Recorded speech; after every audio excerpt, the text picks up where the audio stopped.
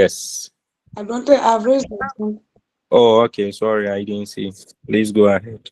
Okay, please. My question is, I know a colleague, not in Accra anyway, who has always been saying, I've corrected him about so many times, so, but he keeps saying, I does, I has, I has.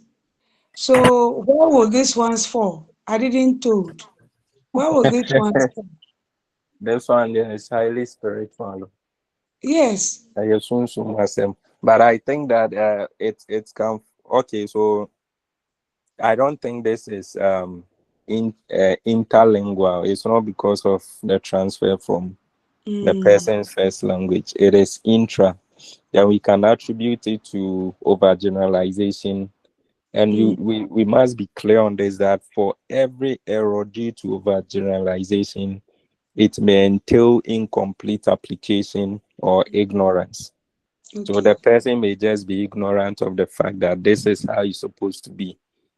The Mm, person may have heard you, okay, it's not supposed to be like this, but probably the person is ignorant that mm, this is how it should. Some people too, they think that what they know is what is correct. So no matter how many times you correct them, they still want to hold on to it.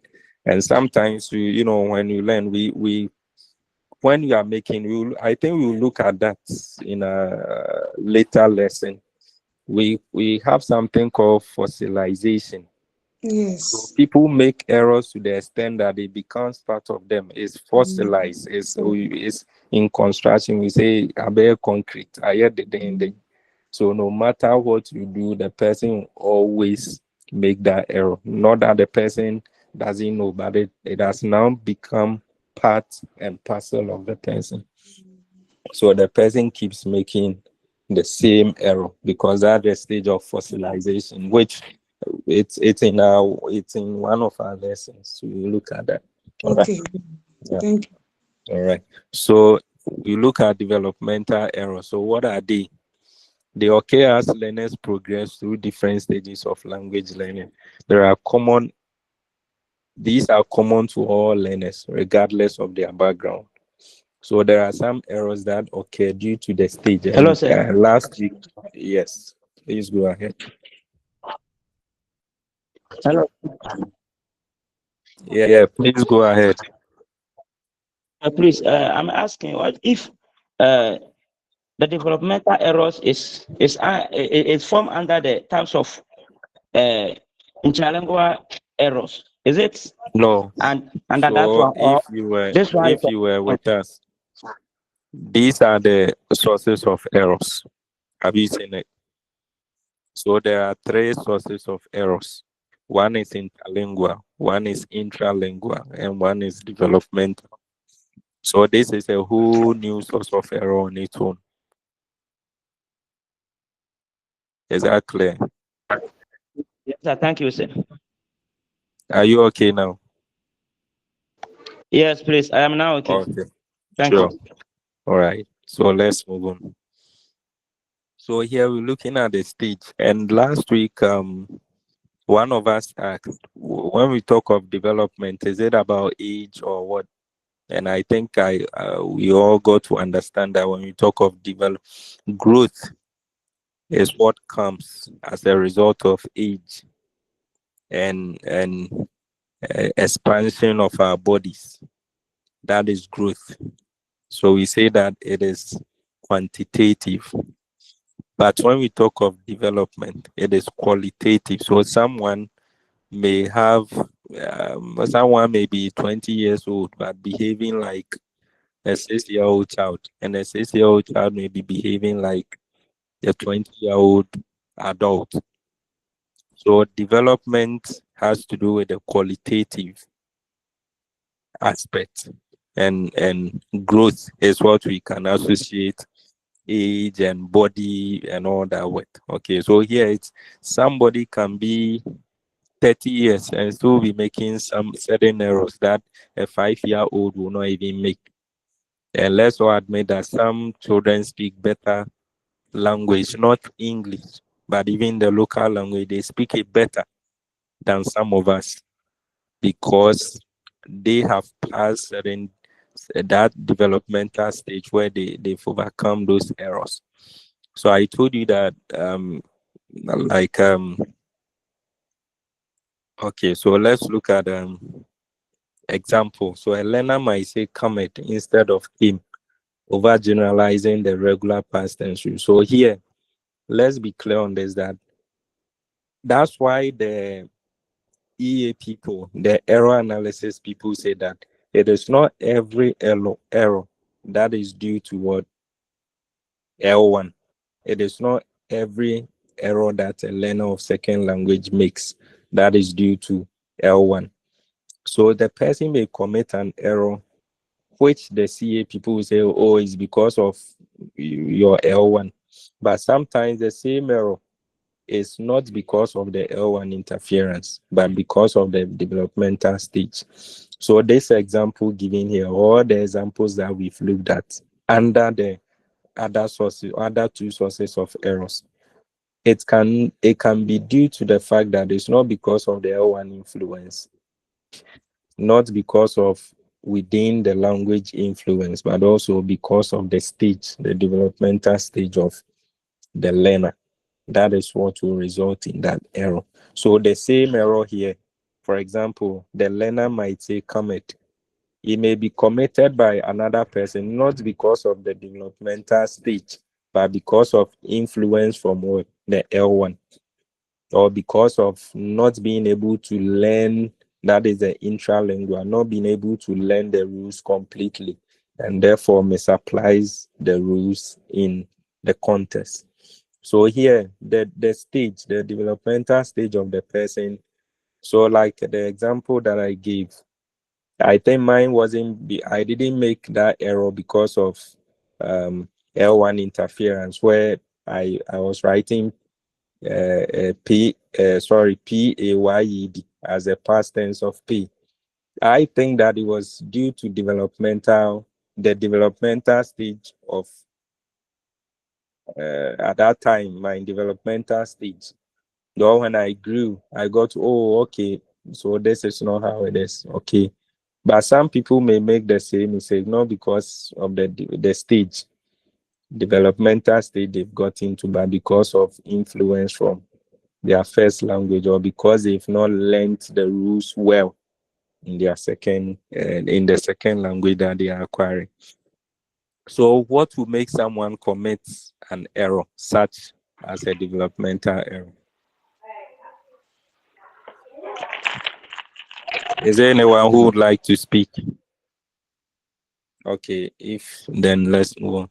So these errors reflect the natural process of developing language competence, and are similar to errors children make when learning their first language. So you see, this is not restricted to the L2 only, but these are errors that we, even in our own language, when we are learning, we make them due to the stage. So a child, who is learning the language may say the word wrongly, not because it's as a result of the L1, but because of the developmental stage. So people maybe, those of us who have experienced children growing up trying to speak, learning how to speak, we know some of the things that they say, how they pronounce the names of certain things, but as they grow, they overcome those errors. They are all errors, but these are no errors that we can attribute to what interlingual or intralingual. So regardless, even if it's in L2, not just in L2, but also even in an L1, when children start speaking, learning the language, they may make such errors, but as they grow, they overcome this and correct the errors that they make. Now let's look at the other sources of errors. So context of learning. Errors influenced by the learning environment, such as classroom instruction or the textbook. So I think those of us who use, there was this book, Science and Maths book, Acula. So there was another book. I don't know if some use, but I use. There was a book called Approaches Series, right? Approaches Series. So you realize that Approaches Series contain a lot of errors. That's the science. So people will learn it and they end up committing the same errors. That is in terms of content. So people used to prefer Acula. Is it the math or science? One of them to the Approaches series. Okay. So sometimes the classroom instruction or the textbook may make people commit some errors. So maybe in the textbook there's an error in it, and that is what the teacher has also been using to teach. That is what the learner is learning. So it may lead to what error, which is we can put it in the context of learning, in the process of learning. What are you learning? Maybe the instructions in the classroom, the textbook. Then also we have what we call teacher-induced errors. Some of us teachers are also teaching the wrong thing. So I remember my lecturer in the university said she was passing by a certain school. She had a teacher saying Sinkerere. You know what the person was trying to teach? Sincere. And the teacher was pronouncing it as Sinkerere. And well, I taught this. The teacher was saying tortoise. So the child growing up will pick these errors and grow up with it. So the child grows. So I think the first time we met, I told you a guy came to me in the university. He said I refused to do it. So the guy I gave work to them, he didn't do it. He came.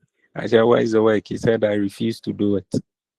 Okay, this I know is teacher-induced error because that's what some teachers teach. So the person actually wanted to say, "I forgot to bring it." Okay, I forgot to bring it, and person ended up saying, "I refuse to do it." And they also have some expressions like "I must to go," "I must to go." This is also a teacher-induced error. So people who say this were influenced by their teachers, they grew up with it, and they are influencing other students to learn the same thing. All right. So we look at three sources of errors, main sources of errors: interlingual, intralingual, developmental. Then we also have the context of learning, which is other source of learning. So under the context of learning, we have the classroom instruction, how the classroom instruction is designed. Okay, so there is a hand up. Please go ahead. Yes, to add up to the teacher error, there is a Yeah. teacher. Teachers always commit this offense. They say, "Call me Sandra," instead of "Call Sandra for me." And this is also a great error that teachers commit. Thank you. Okay, so call me Sandra is not an error. It's also, to begin with, it's not an error. It's correct. The problem is that it is ambiguous. Ambiguous statements are not errors. They are correct Yes, forms. they want And to they are say, they are "Call Sandra for me." Oh. They yes, want and to say, "Call Sandra for me." and they say, well, call me Sandra. Right? Is that the case? Yes. So what I'm trying to explain to you is that, okay, you can mute. When I say call me Sandra, it has two meanings. That is the problem. It's not wrong. So if I'm speaking with you, let's say the two of us, we are speaking. I know you, your name is not Sandra. So if there is a Sandra you and I know, and we are speaking, and I say, call me Sandra, then there is nothing wrong with it, because in the context of the communication, we know that when I say call me Sandra, I don't mean that my name is Sandra. The other meaning is my name is Sandra. And that one, let's say you meet someone, the person is, you are called Sandra. the person doesn't know you are called Sandra, but the two of you know that there is a third person who is called Sandra, and you want to say the person should call Sandra for you. Then you say, call me Sandra. The person may interpret it to mean, okay, my name is Sandra, or the Sandra that we know, call her for me. So this is not an error. It's an issue of ambiguity, which is normal. Just that the context should explain the meaning. So as much as possible, if the context is not clear, then you avoid using ambiguous statements. So this is an instance of ambiguity, and there is nothing wrong with it. I can say, call me Sandra, when I mean call Sandra for me, or my name is Sandra. That is the issue with it. I hope that's clear. Yeah, so I saw another hand up. Can we move on? Yes, sir. I saw a There is there is this common one that is used at school assemblies. Instead of saying close your eyes, they say eyes close. So I thought it's a typical example instructing So what them. is wrong with eyes closed? Yeah, so I think it's an imperative sentence. Close your eyes. And when you say Yes. eyes closed, isn't it An error. Okay, so as as you mentioned, you say what? Eyes closed. yes, eyes closed. Okay, and Instead of close saying your close your eyes. eyes. Yes. Okay, so I think this also has to do with context. All right. So I think to some extent I agree with you that it may not really give us the required meaning. So I agree with you on this, but this is an expression that we've used to the extent that it's become normal. But I agree with you that the correct form should be close your eyes and not eyes closed. Okay, so when you say eyes closed, what does it mean? So I think that I agree with you on this. But however, it's an expression that we've used, and it has become, we can situate it in the context of Ghanaian English. And I know you are doing variety, so you know some of these things. Yeah. So in the context of Ghanaian English is correct, but in this context of second language, it is wrong. Yes, please. Yeah. Hello, sir. I don't see it to be wrong because if you add D to it, eyes closed, I see it to be a kind of instruction you are giving. Eyes closed. So you are using ellipsis. You are using ellipsis. You are just trying to reduce the sentence. Okay, Uh-huh. so if you are not using the ellipsis, so replace the ellipsis with what you use. Eyes should be closed.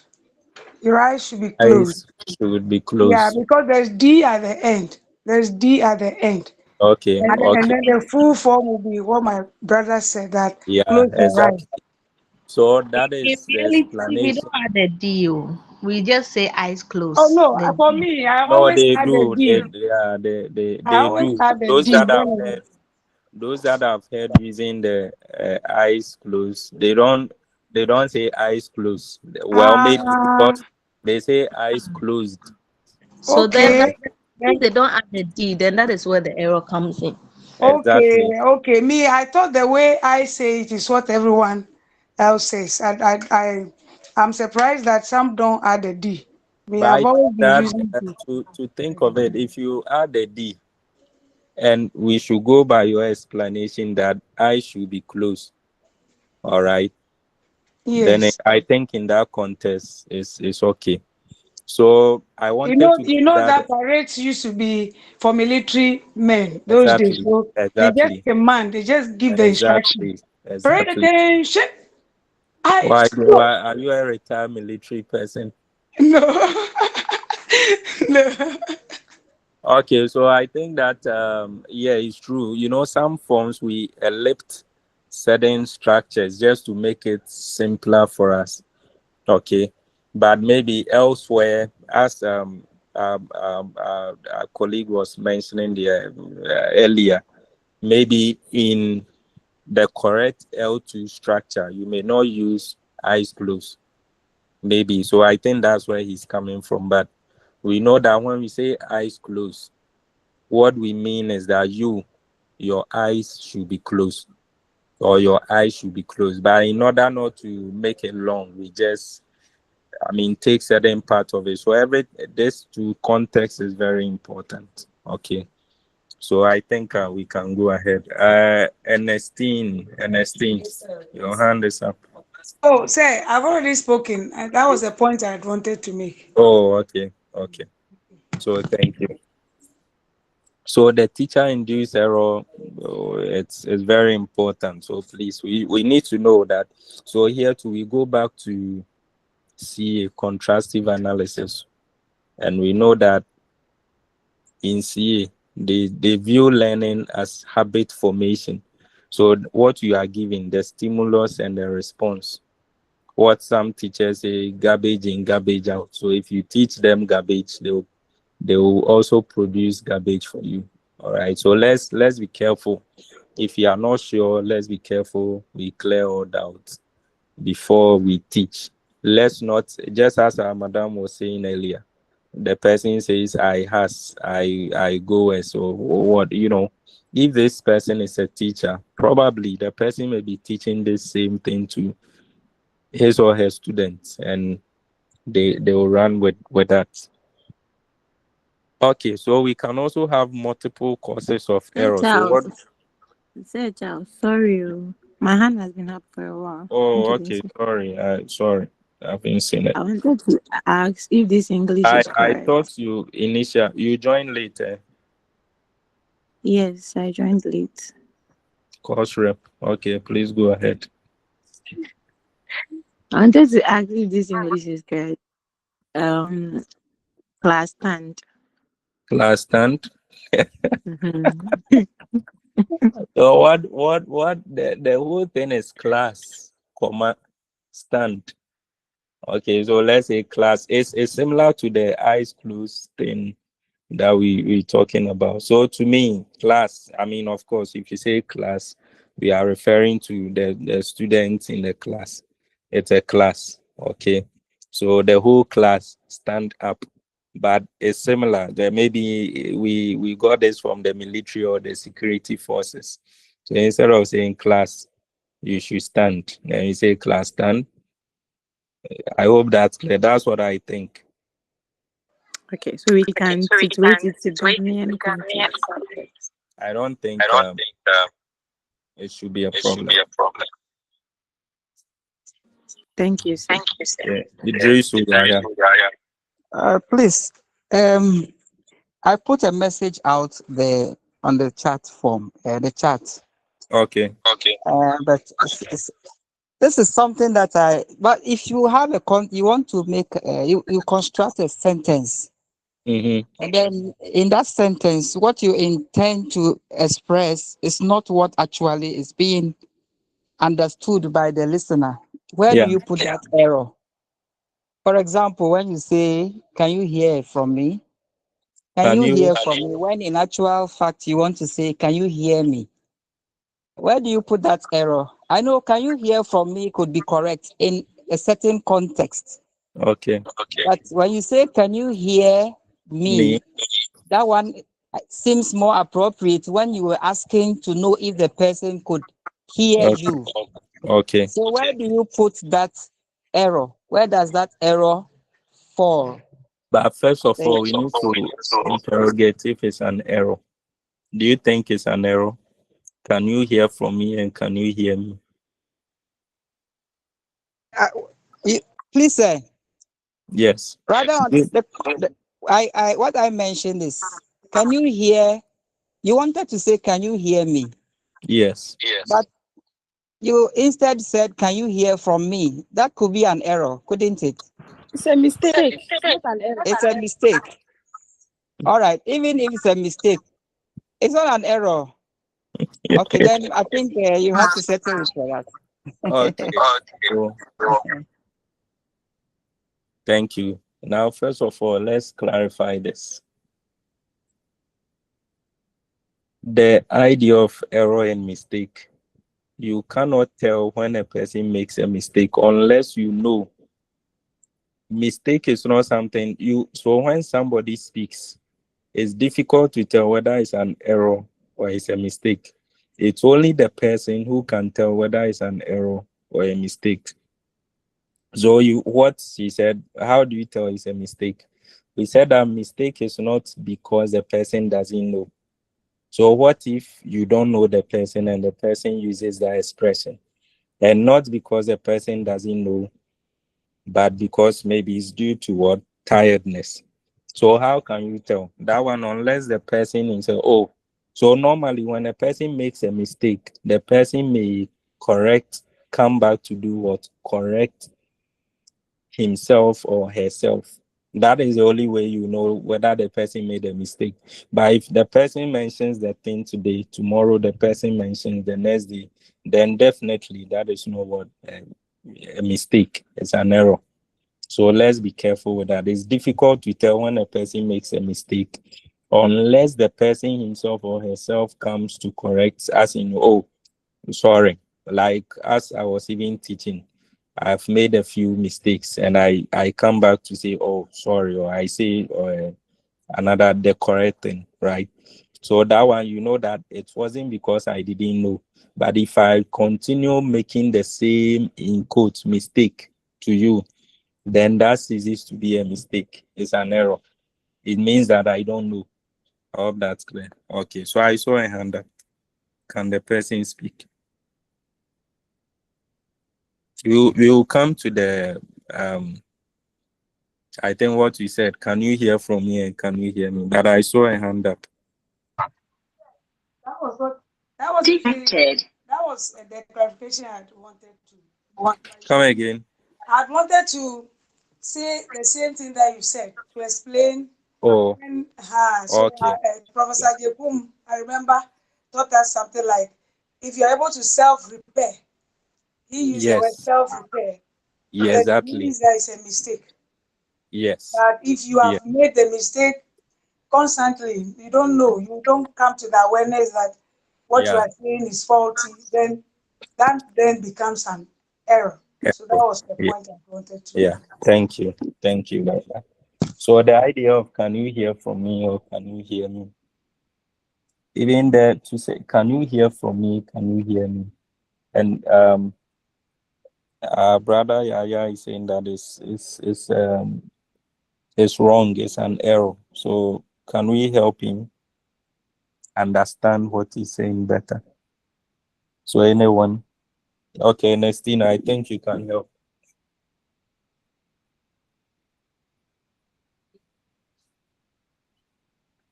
Yeah.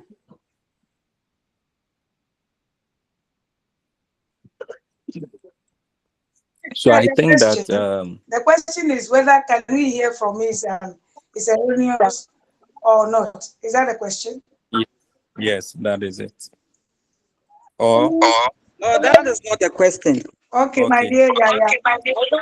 You could be right when you say, "Can you hear from me?" And that you can place that in a certain context to give a different connotation. Okay. And then you have an instance where somebody says, "Can you hear from me?" When in actual sense, he wants to find out from the speaker whether the speaker could hear him. So I thought you could have said, "Can you hear me?" instead of saying, "Can you hear from me?" That is what exactly. So my question is, this is contextual. So where do you put this kind of error? Where if it's an error, where do you place it? Among which of the sources? That's what I wanted to The know. developmental. But what I asked a question and nobody. When we say, "Can you hear from me?" is it really an error? That is a question. Who's the No, error? No, it's It's not not, an it's error. not really. Yeah. So I think that they are different forms. You can hear from me. Can you hear me? I think they all communicate. Okay. It depends on the context. Depends on when you Okay. So For we example, when you have a phone conversation uh-huh. with somebody, in a phone conversation with someone, now you want to know if the person can hear you. What do you say? Do you say, can you hear from me? Or you say, can you hear me? That is the example so where do you put that one? If indeed it's not, then what is the right thing to say? Okay. Me, I used to say, am I being heard? Am I being heard? Me, that's what I used to say. Am I being heard? But can you hear me too? It's not wrong. And in that context, you can't say, can you hear from me? You can't use the from me. Mm. So I think it should be, can you hear me? Yes. Or if you want to use the from, then can you hear from my end? Oh, even if we are placing them under formal and informal, then I think can you hear from me could be just conversational, but Yeah. not formal per se. What about my construction? When I say, am I Okay. being heard? So let me come in. There's a search that I did, and it says that can you hear me is a correct phrase to ask if your voice is audible. How do you hear from me? It's not the standard and should be replaced with do you hear from me? I hope that's clear. I hope so do you hear from me instead of can you hear from me? But can you hear me is the standard use or the usage. That's a standard construction that you, but if you want to say can you hear from me, it should rather be do you hear from me? So do you hear from me and can you hear from me? Sorry, can you hear me are the same. So I think issue is resolved. Can we move on? Say yeah. Are you clear on Yes, that? yes, yes. Very well, very well. Thank you. All right. So if you say can you hear from me, we should rather be do you hear from me and can you hear me? The two. Okay. So the next thing that we're looking at is multiple causes of error. So some errors may be due to interlingual, intralingual, and developmental. So a person may make an error due to multiple factors.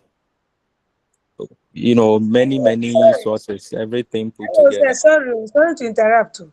I Okay. think Yaya asked of the kind of error that it is, and then I responded developmental. So if you could conclude on Also, that I one. think we've resolved that. So I mean, No, like the type of error you taught us about interlingual, intralingual, developmental. So I remember he asked that where will the do you hear from me for? So that and we are saying that that's not an error. So it's ah not an error. Yeah. So okay, do we you should hear just change from it to do me you. and Ah. can you hear me? They are all the same. It's not okay. So complexity of sources. So many errors arise from a combination of interlingual and intralingual influences, developmental factors, and individual learning strategies. So what we're looking here is that some errors may be due to multiple factors, not just one. So it says that a learner might omit articles I want Apple due to L1 influence if these articles are not using L1 and incomplete knowledge of what L2 rules. A learner might omit articles so it should be I want the apple. So it says that this could be due to two. One, because of the L1 influence, because you know that in our local languages, we don't really bring these articles that we have. I don't know if it's the same in other local languages, but I want apple, mepe, apple. All right, it's what is the if you bring the it's not existent, right? So I want the apple. So the article the or an have been lifted. They've been taken out, and the explanation here could be multiple. There's the cause of this error may be double or even triple. It may arise due to what L1 influence, because as I mentioned in L1, for example, you say mepe apple, I want apple. There is no de, or I want an apple is the same as mepe apple. All right. So this one, the person may say I want apple because of L1. And it could also be that in addition to the L1, there is also another factor which which is what incomplete knowledge of the L2 rule. So the person may commit this error due to two sources: the L1 and also the developmental stage of the person.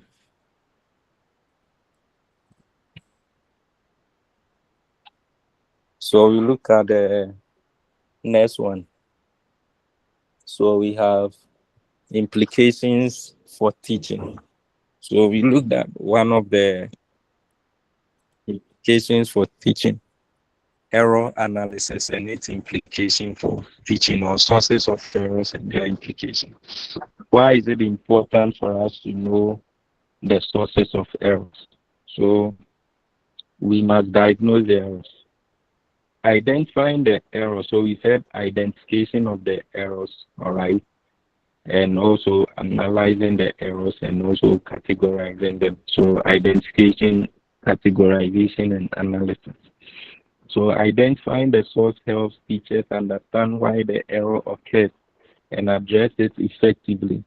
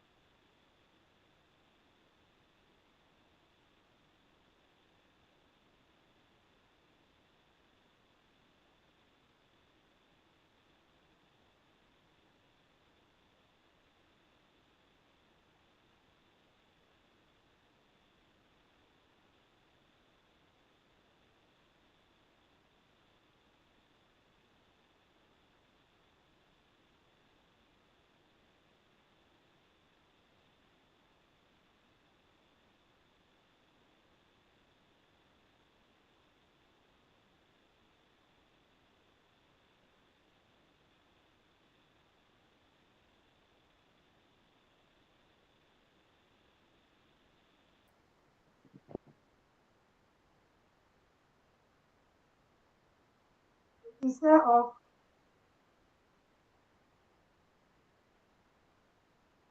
Defected. instead of Yeah, so he's off.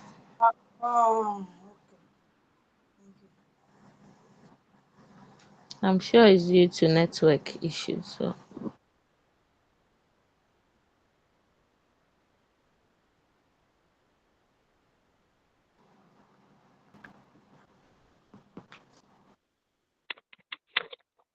Madam Kukwa, if you have the slide, can continue till he comes in. Sit down, no, I said, Judge. The lecture has just gone off. Yes, and I'm suggesting that being the rep, if you have the slides, take us through till he comes.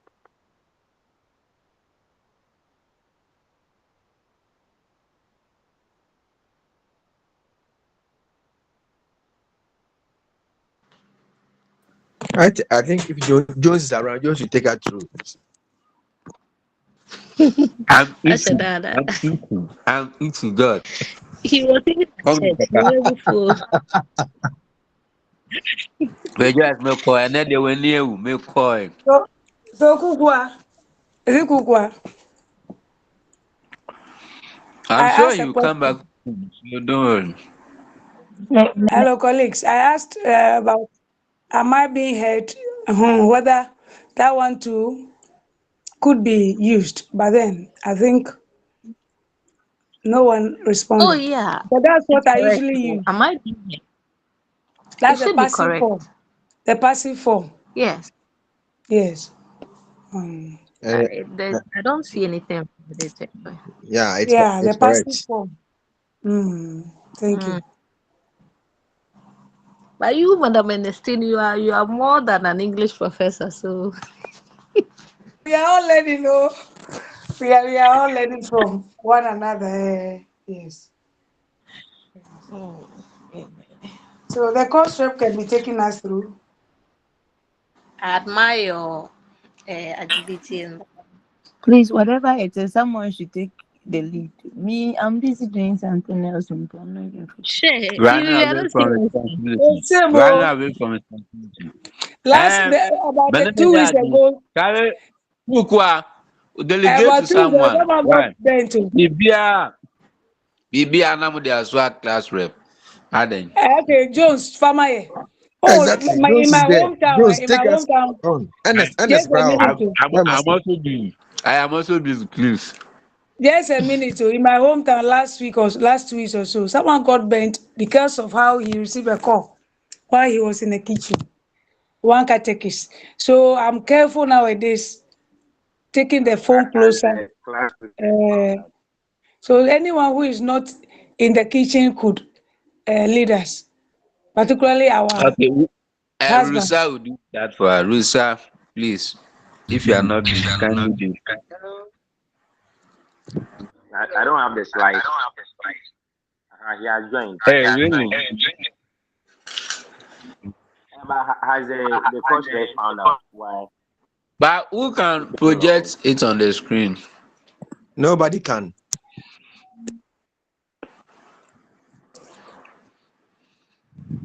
Jones, you are eating. Yes, sir. You did. Shemune didi. Ah, Obediana.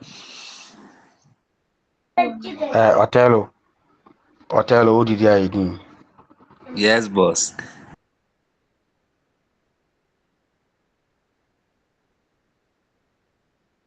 Please, so where did you get to?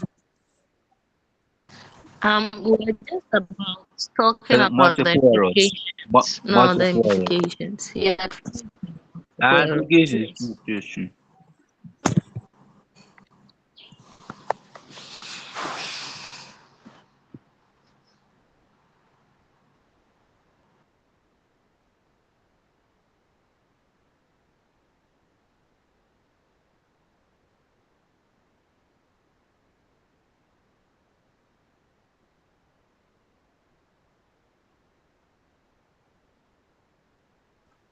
So should I read? Yeah, so that we see if we can discuss it. I suggest if you have the slide, you read so that we continue. Okay, so Read. implications for teaching.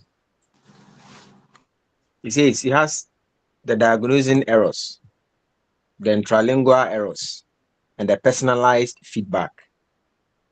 Starting from the diagnosing errors, he says identifying the source helps teachers understand why the error occurs and address it effectively. Any explanation?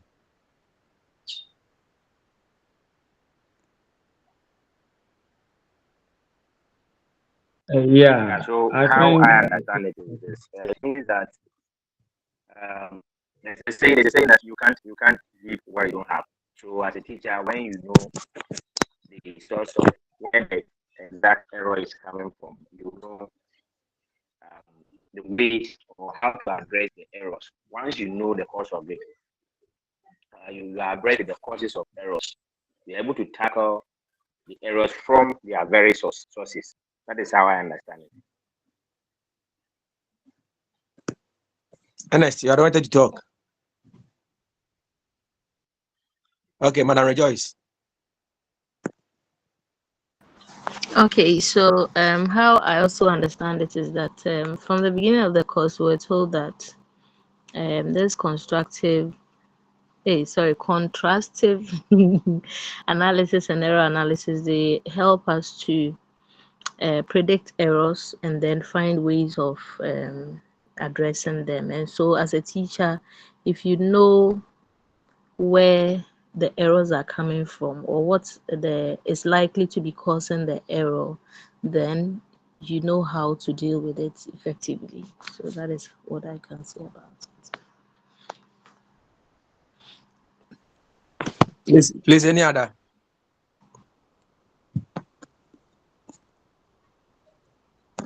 Okay. Then we have the interlingual error. Yes, I Madam wanted Ernestine. to respond. I'm using Bluetooth, so I have to disconnect before you can hear me clearly.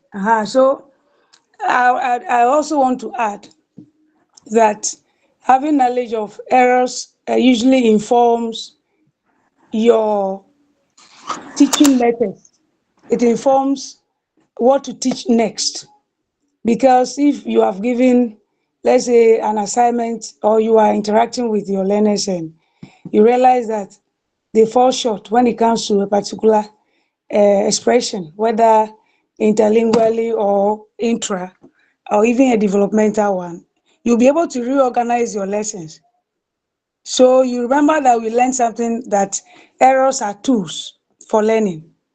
So knowing about errors, knowing about sources of errors, help to improve our teaching methods, help us to organize our lessons, help us to also even use different materials, resources, in order to help them to overcome that error in their use of the language. That was what I wanted to add.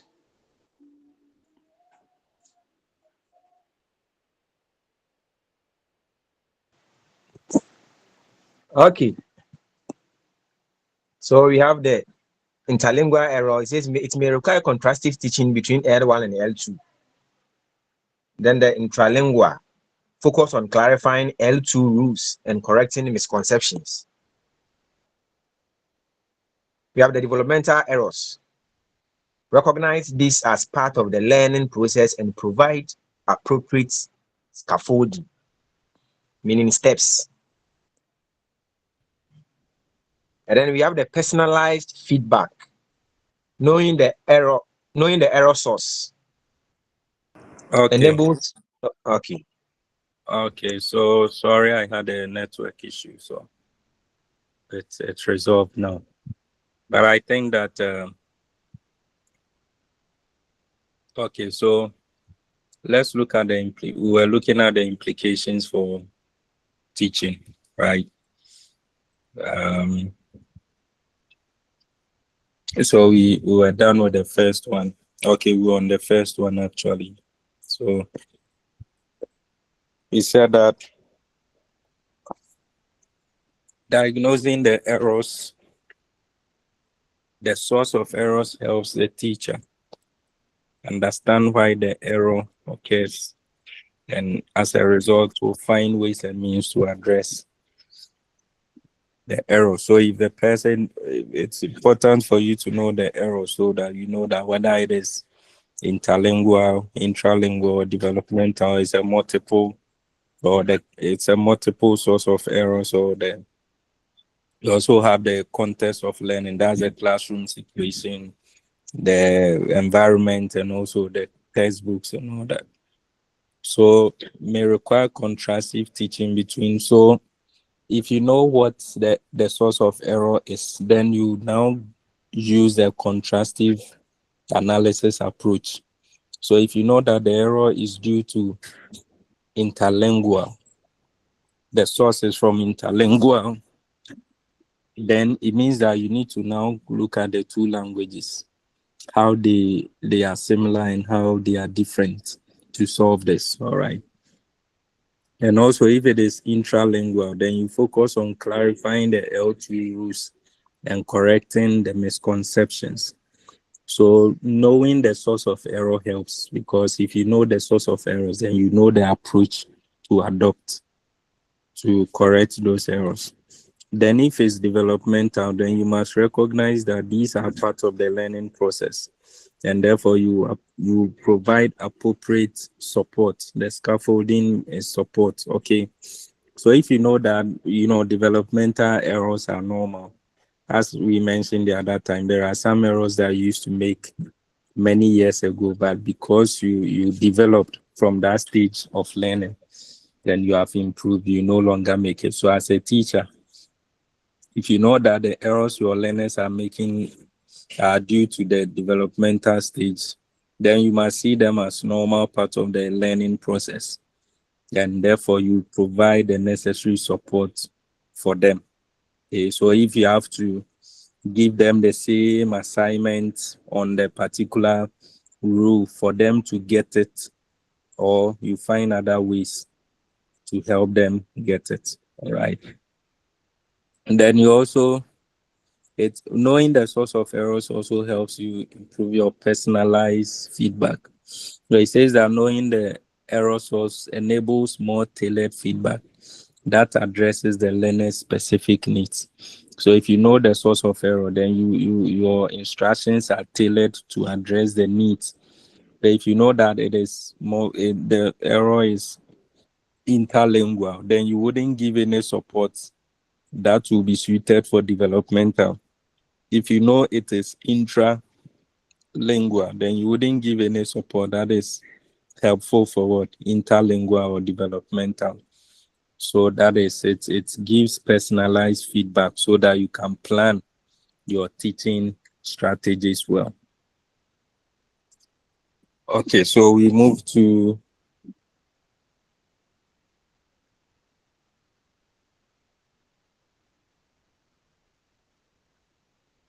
let's look at the summary of what we've done. So conclusion. So basically today we've looked at what?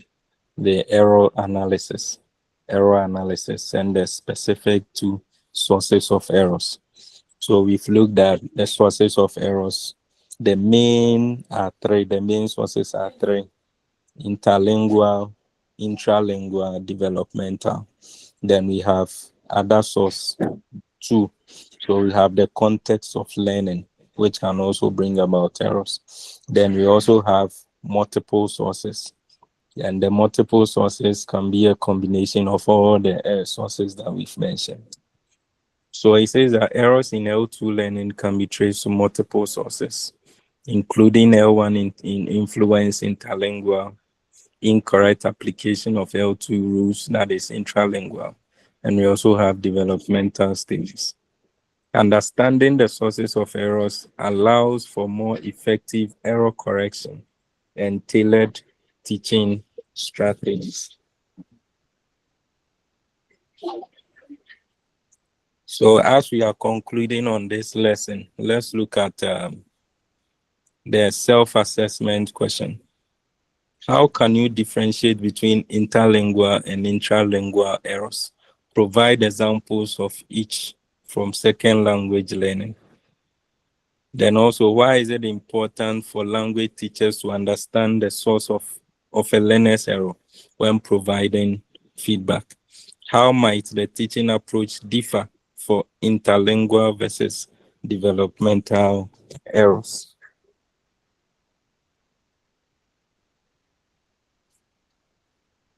Okay, so on that note, we bring the lesson 5 to an end. But I don't know I would like us to continue with the lesson 6 so that we have just 2 lessons there. But I'll give you 10 minutes. All right, 10 minutes break. Then we come so that we can stretch. Those of us who want to stretch can stretch. So we convene at 1:38, or let's make it 1:40. Okay.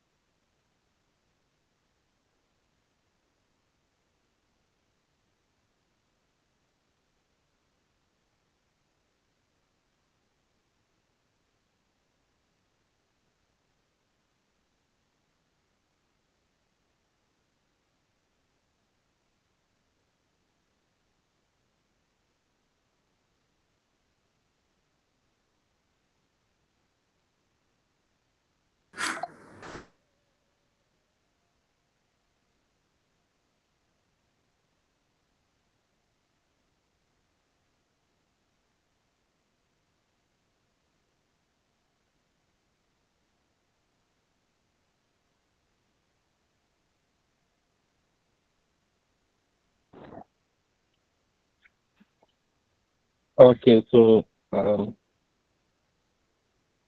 think we can continue.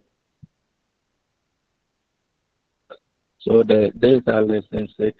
I told you that we have 8 lessons, yeah, 8 or so. So there's our lesson 6, and it's still a continuation of the error analysis. So please, you can tell them that we are starting, so they can join.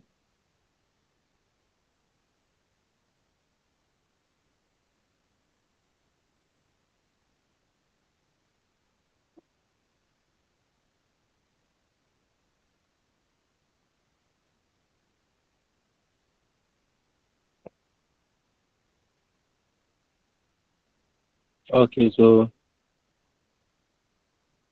here we will talk about the stages of error analysis and corpus linguistics methods. In our previous lesson, we spoke about the sources of errors. But here we're looking at the stages of error analysis. So this is where we look at how error analysis is actually done, and what is the corpus linguistics method, which is also a method that we use in error analysis. So let's look at what we have done so far. So for our outline of this lesson, we look at the objectives, then we look at the definition and purpose of EA, that's error analysis, importance of stages of error analysis. Then also we look at stages of error analysis, introduction to corpus linguistics in error analysis. Then we use corpus linguistics in the stage of error analysis. So how corpus linguistics is used in error analysis. Then we look at the conclusion and we look at some questions, and we call it a day. So let's look at our lesson objective, and it says that by the end of the lesson, we should be able to explain the 6 stages of error analysis. What this tells us is that there are 6 stages of error analysis. So if you want to apply the error analysis method, you go through 6 stages. What are the stages? The collection of data, identification of error, so collection of data on the errors, identification of the error, classification of the error, explanation of the error, evaluation of the error, and correction of the errors. So one of us asked, what if I have some past questions? This is a typical question that can be asked, that explain the 6 stages of error analysis.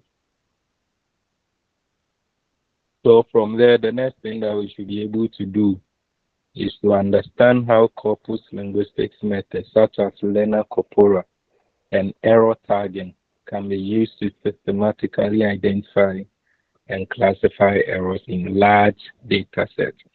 So we look at a method called corpus linguistics.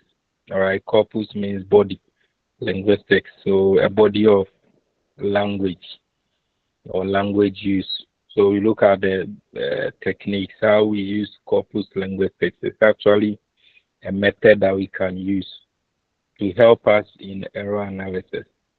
So here you look at how you can build a body of learners' errors.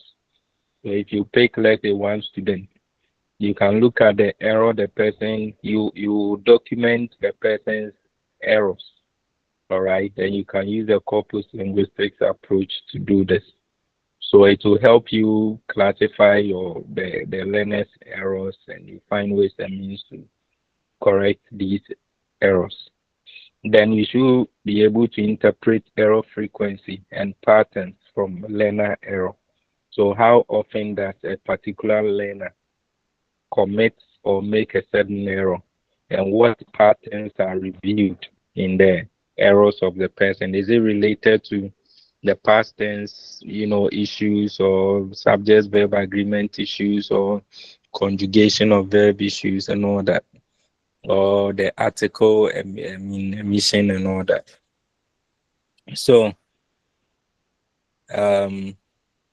you discuss how this information can be used to inform language teaching and error correction strategies. All right. You discuss how error frequency of a learner and the patterns of a learner's language can be used to inform language teaching and error correction strategies. So we said earlier that error analysis is a systematic study of learner errors to understand the process of second language acquisition.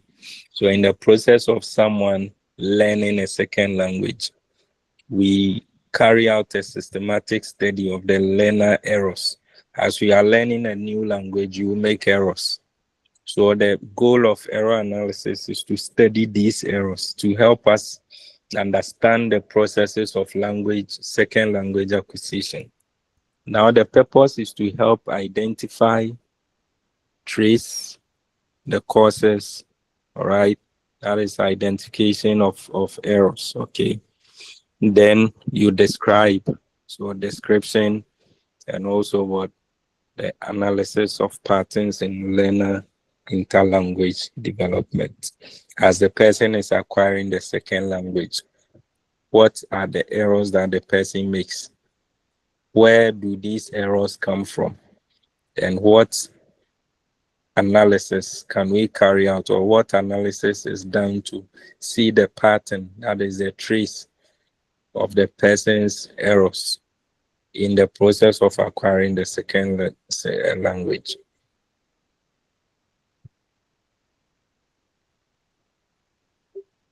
So let's look at the importance of stages in error analysis. We said that there are 6 stages of error analysis, 6. Why is it important for us to go through these 6 stages that we outlined earlier? So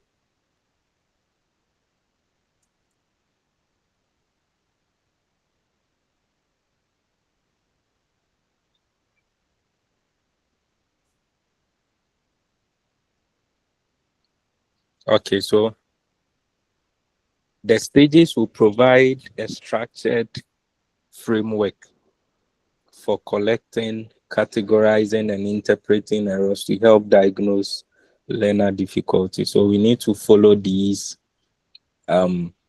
stages, the 6 stages, so that we know that we have a structured framework for collecting, categorizing, and interpreting errors to help diagnose learner difficulties. Following the stages in error analysis ensures that errors are analyzed comprehensively and systematically.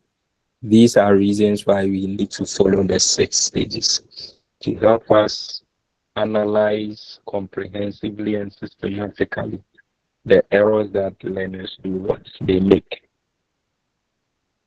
So the first stage, as we learned, is collection of learner data. We want to analyze the errors that learners make. So what do? We have to collect data on them regarding the errors they actually make. So we need to gather representative samples of learner language, written or spoken. So those of us who have watched like Stars on Earth, right? You see what the teacher did when he came to the school. What the teacher did when he came to the school is to collect data on the guy, the student. So he picked his English exercise books. He picks his exercise books in other subject areas. And he identified that instead of, let's say, D, the person writes B. Instead of D, the person writes B.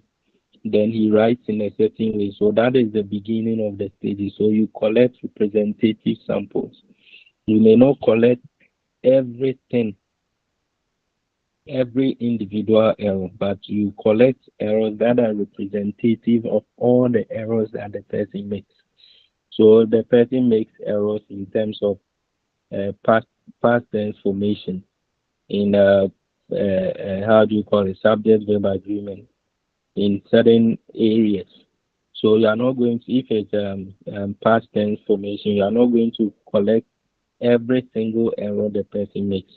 But once the error is related to the past tense formation, then you know you have a sample on the learner's error regarding past tense formation. Okay, so the first step involved in the stages of error analysis is one, collection of what? Learner data. So this is where you gather samples of learner language, whether written or spoken, for analysis. So there are methods that are involved when you are collecting the data. So one, which samples are you collecting? So you can pick their written tags. So the exercises that you give, the normal exercises, then also essays and all that. So whether written or spoken, mind you. So if it is spoken, then you can maybe use conversation, interviews, or you make them do oral presentations, right? Because we know that speech is different from writing. So there are some errors that the person may make orally that will not make in writing. Then it is important for us to collect the data so as to get a broader view of learners' language abilities across context. So you don't collect just one type of data. You may collect oral, you may collect written, you may collect extended writing forms and short writing forms. So sometimes the person may not make errors when the person is writing maybe, let's say, 10 sentences. Let's say you give grammar exercise. But if you have to give essay exercises where they have to write essays, where they have to do letter writing, then you may get, it will give you insight into the person's error. So you need to collect data that is representative of the person's errors. You also must use assess the oral aspect of the person, because the person also makes language learning is not just for writing. Actually, we speak more than we write. Okay, many of us. The second stage is the identification of error. So once you've collected a sample from the learner's essays, essays, and all that, then the next stage is to look at the errors.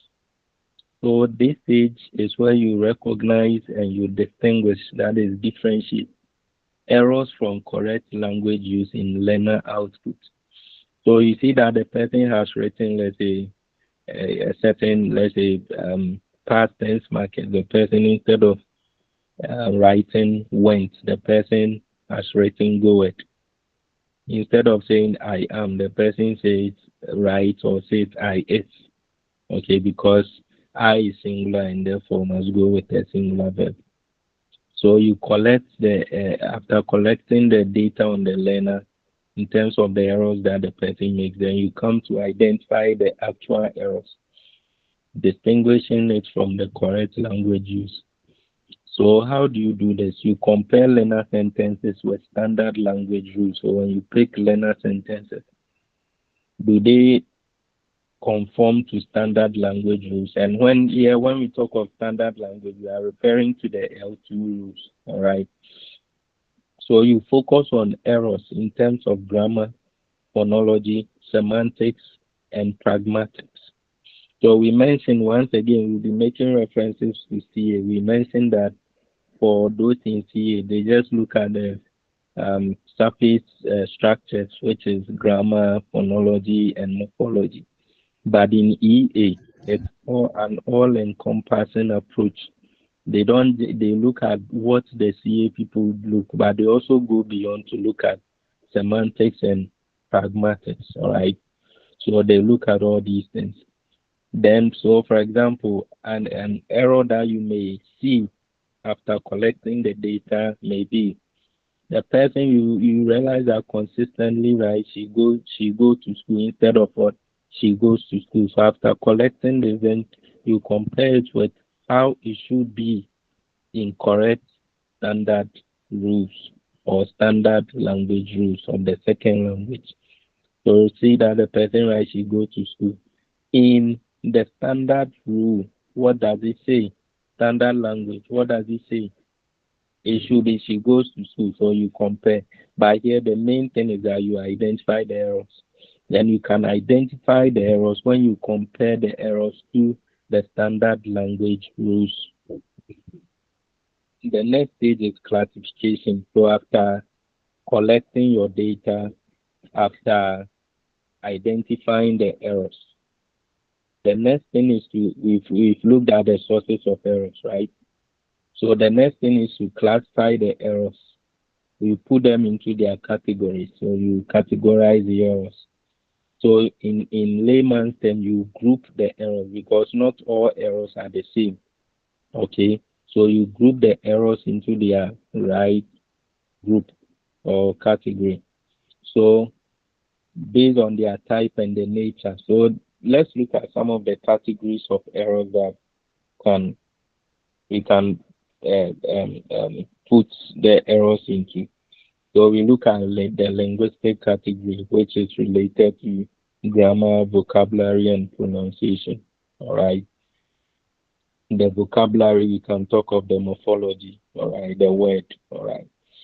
Then we look at the surface strategy or the category. So how the error alters correct structure. So when we look at these errors, we classify them. Is it related to, is it omission? Because we looked at types of errors. Is it omission? Is it addition? Is it substitution? Or it's misordering? All right. So all these will come under the classification of errors. So you identify one, whether the error is linguistic. That is, if it is related to grammar. If it is related to grammar, then the second is which type of error is that? Is it the person make the error because the person omitted something, or the person added something which is not supposed to be there, or use another thing instead of another, or is it misordering? Did the person misorder the structure of the sentence? Then the third thing, so all these things are under the classification. Or if, let's say, linguistic category, we've looked at the grammar, is it vocabulary? Okay, is it vocabulary in terms of word formation? You are doing, you did English 101 also, 102 also. It's 101. So you spoke about word formation processes. So can we categorize a person's error in terms of vocabulary and not grammar? If it is vocabulary, what form of error did the person commit? Is it omission? Is it addition? Is it substitution? Or it's misordering? You look at that. Then we look at the communicative effect. That is the error that the Hello, person sir. has. Yeah. Hello, sir. Yes. Please talk. Yeah, we are listening. Please, you can speak. Okay, so let's move on. So after putting it into identifying whether it is linguistic, in terms of linguistic, whether it's grammar, vocabulary, pronunciation, right? That is the type and nature. So then again, you look at whether the error is related to omission, addition, substitution, or misordering.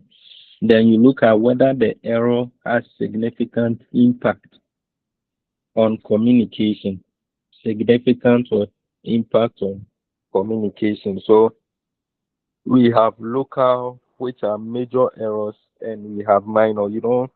Some errors, they don't really impede communication. So sometimes you say certain things and it's an error, and the person says that's not how to say it. And we say, when I said it, you understood, right? It means that that error is not significant. It doesn't really impede communication.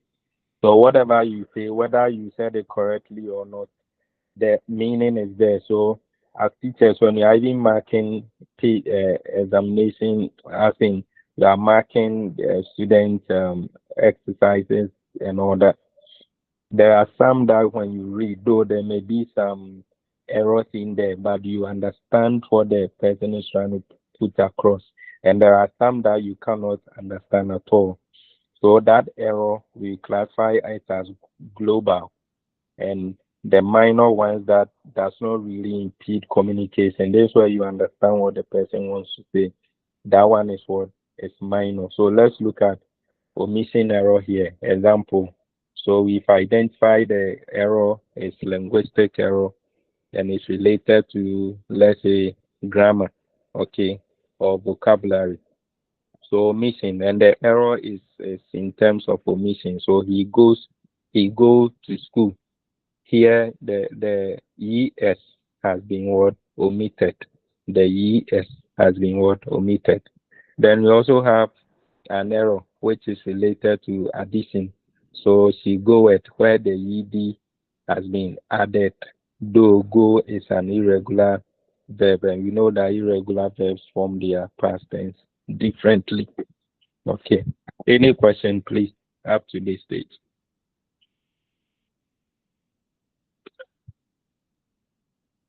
Okay, so the next one is explanation of error. So here let's be mindful that this is classification of errors.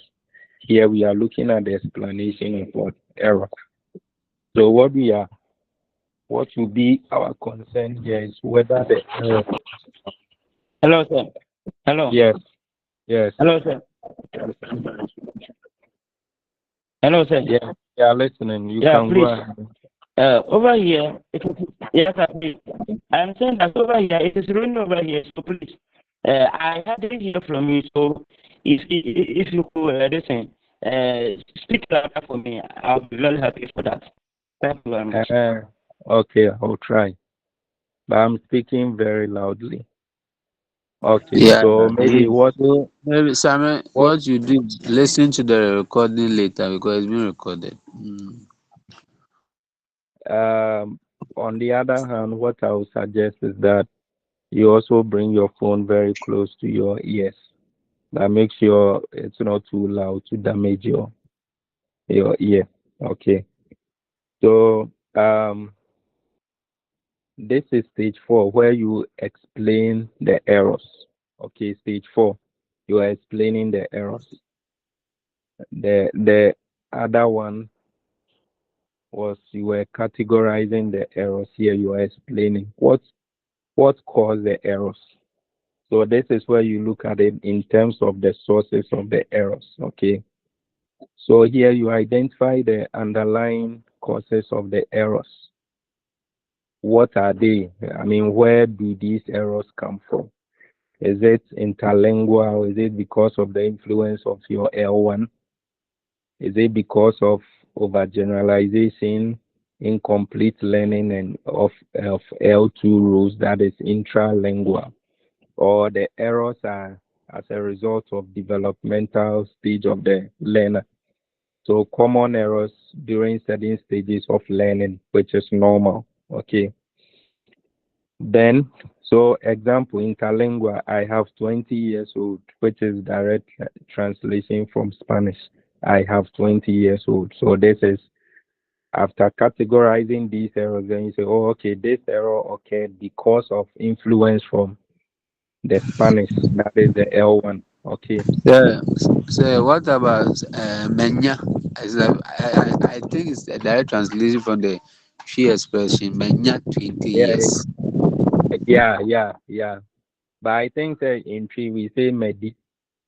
So it will rather be like I've eaten 20 years. Okay. And there are so many, my eyes collect. Right? So in tree you say medi. Okay, let's mute, please. Let's mute. So intralingual. Is it possible Yes. we could cite our examples from our local dialect Oh, or why not? Yeah. Once you are looking at second language acquisition, then you can use it. But just make sure that you give proper explanation for the person to understand. That if you use, let's say, Ewe or Ga, especially languages that, most people may understand. But whatever language that you use to compare to the second language, make sure that the example that you give will be explained for the Okay. person to understand. Yeah, I hope you get it. Yes, yes. Yeah, so you can use your example. Okay, thank you. Yeah. So the first one is interlingual. There I have 20 years old. They said direct translation from Spanish. And also we have intralingual error. That is the source. So this error occurred as a result of the incomplete learning of the rules of the L2, or incomplete or ignorance of the restrictions of the rules and all that, or overgeneralization. So that is intralingual. You go where to school, so we've spoken about this already. So here your job is to explain where the error is coming from. Is it interlingual? Is it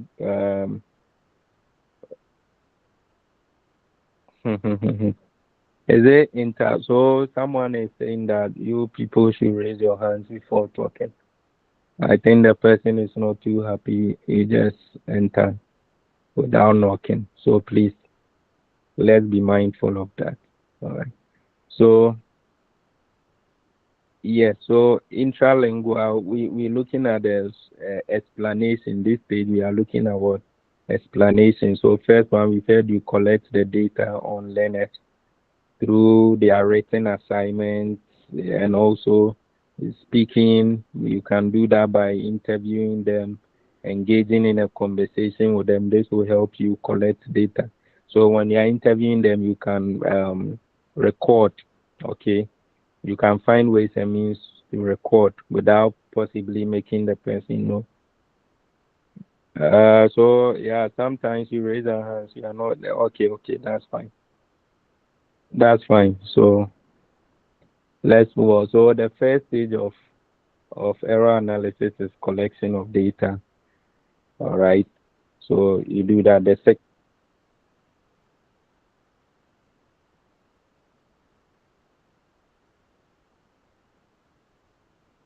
second stage is the identification of the data. Or the second stage is the identification of the error. So that's where you identify the errors that the learners make. Then the third stage is the categorization of the error. Okay. Then here we have explanation of the error. So you are explaining where the error is coming from.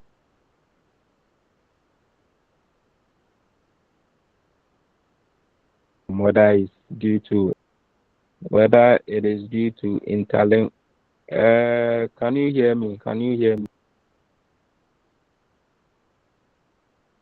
Yes, we can. Okay. Okay. So now the fourth stage is the explanation of the errors. So this is where you explain the source of errors, whether it's interlingual, developmental, or intralingual. Okay.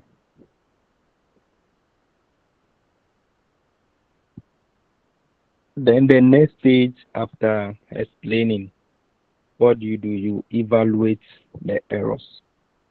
So assessing the impact of errors on communication. Okay, Jones, let's hear from you. Yes, please. I wanted to know that we talk of teacher factor also being a source of the error. So how will you know it is also a teacher factor? Exactly. So we also spoke about other sources of errors. So if you, the teacher, you yourself, you are making an error in teaching. So that's why this is second language teaching. So what it means is that, in my opinion, what it means is that the person teaching a language to another person should be competent in that language. You get what we are saying? So if you are teaching someone to acquire a second language and you yourself you have a problem with it, then what it will mean is that you continue to propagate that error, so it cannot be identified. So here, I think that it will be difficult to, if it is teacher error and the teacher does not know and somebody has not prompted the teacher, then it's going to be difficult. You see, that's why you don't have it in the slide, that the other sources. All right. So like the textbook context of learning, which the teacher and the textbook and the learning instruction play a critical role in here. So here it's been limited, or it's been limited to the interlingual, the intralingual, and the developmental. And of course, these are the main sources of errors. So the other ones are not that much. It may not really be a main thing, but the main sources of errors are the three.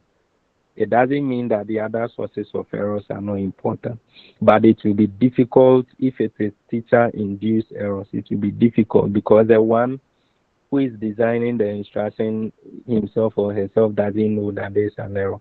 So I'm sure we are looking at this not in terms of the typical classroom context, but somebody teaching the second language. And all of us are those teaching English. We are teaching it as second language. We are not native speakers. So unless you were born there and that's the language you grew up with, then it's fine. So to answer your question, it will be difficult. If the same person going through these stages we're talking about is the same person who is going to design the instruction, then it will be a problem. So the person should be competent enough. Okay. So the next stage, which is the stage 5, is the evaluation of errors. And this, I told you, there's a typical theory question for 20 marks. Explain the 6 stages, or they will say explain the stages of error analysis. So collection of data, identification of error, classification of error, explanation of error, evaluation of error. So that's where we are. Assessing the impact of error. So after explaining the errors, then you assess the impact of the error. Does it, so that is in terms of global or local. So as we said, the global one means that it has significant effect on communication.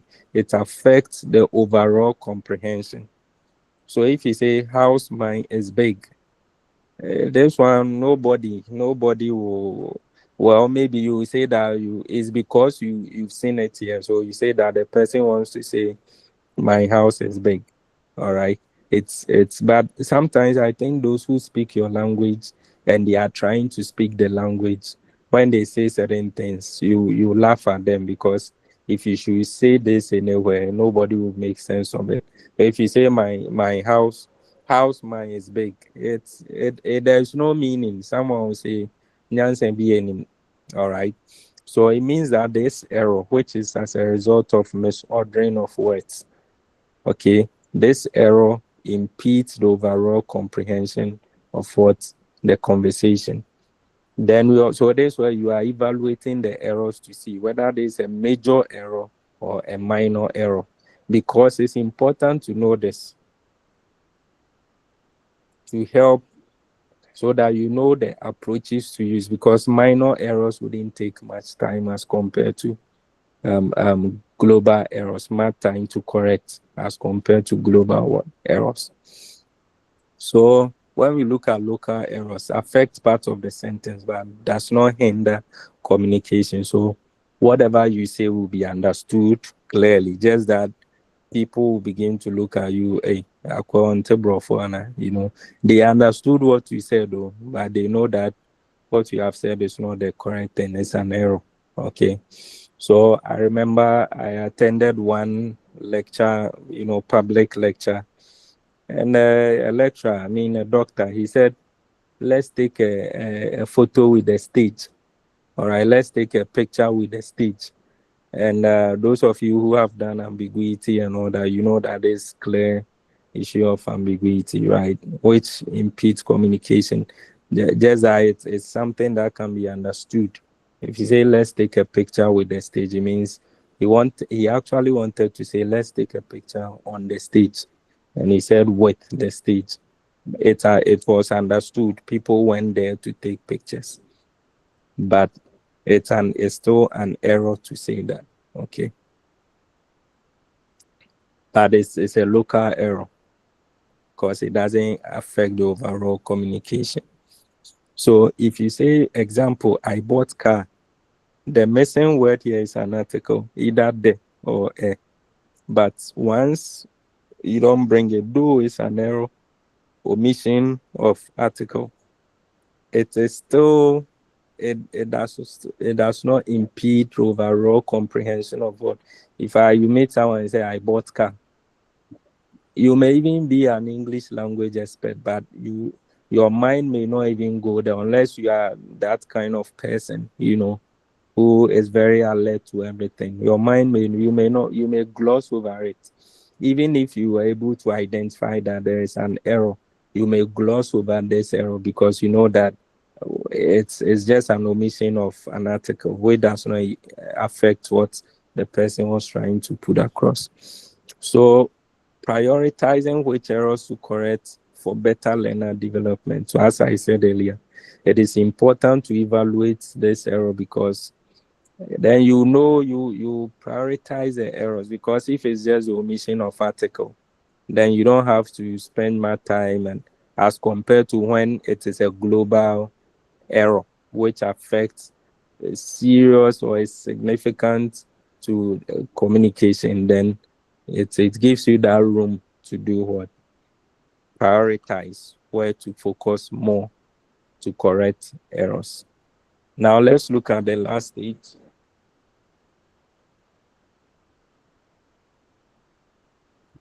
So the purpose of doing error analysis and contrastive analysis, of course, is to at the end of the day correct learners' errors. So you can't go through all these stages and just be there. You should be able to, after going through the 5 stages, then you bring in the remedial process. So this is where you correct what? Learner what? What do we mean when we say you are correcting learner errors? It's providing feedback and guiding learners to correct forms. So when you correct them, it means that you tell them the correct structures, whether it is in terms of grammar, vocabulary, and pronunciation. At the end of the day, the last stage is to correct them.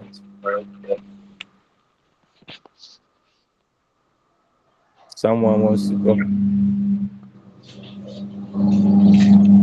Okay, please mute. Please mute for us. All right. So you can, at this stage, the last stage, which is the correction stage, you give feedback. That is, you tell them what the correct form should be. So what are the types of feedback that you can use to correct learner errors in L2 acquisition? So explicit correction. This is where you directly indicate and correct errors. So in the process of teaching, the person makes error directly. You tell the person this is wrong. We say it this way. Okay. Then we also have the recast, where reformulating the learner's sentence correctly without direct word correction. So it says that you reformulate the learner's sentence correctly without direct correction. So you don't tell the person this is wrong, don't do it this way. And I think we normally see this in essay writing. So when you are writing, you are marking your children's essay. Sometimes they make errors. You underline and you write the correct thing up there for them. So here you are correcting their errors. You are how do you call it? Drawing their attention to the errors. But this one is in a different form, which we call the recast. So you rewrite their sentences without directly pointing out the correct to them, as in this is wrong. Don't say that. Imagine you are marking an essay and you have to call the learner every time you identify the error and tell them don't do. You can imagine even the essays. How many are you able to give a mark in a term or in a semester? So imagine you are marking and you come across an error. Then you have to call the person, and whether through phone or you see how difficult that would be. So in this case, what you can do is to underline the sentence and write it how you want it to be for the person, so that when they get their paper, then you do. Then it's not just also in uh, uh, okay, so it's just not in essay marking per se, but even normal grammar exercises. Some of them, you feel you can't call the student every time and point out that this is wrong. So go and write it this way. No. Sometimes what you do is to write it, correct it. If it's a spelling error, you write it. You write it. Okay, Idris Uyaya. The slides have been it's on display, right? So I don't know whether it's from your phone or so. What you can do is to maybe leave the call and join again, and let's see if that will work. So the next thing that we're looking at is another form of feedback is clarification requests, asking learners to clarify their meaning, prompting them to self-correct. So sometimes I told you there are these francophone students that I teach. So sometimes when they make an error, you allow them to clarify their meaning. So what do you want to say? Maybe the person said something wrongly. So you ask them to clarify what they said.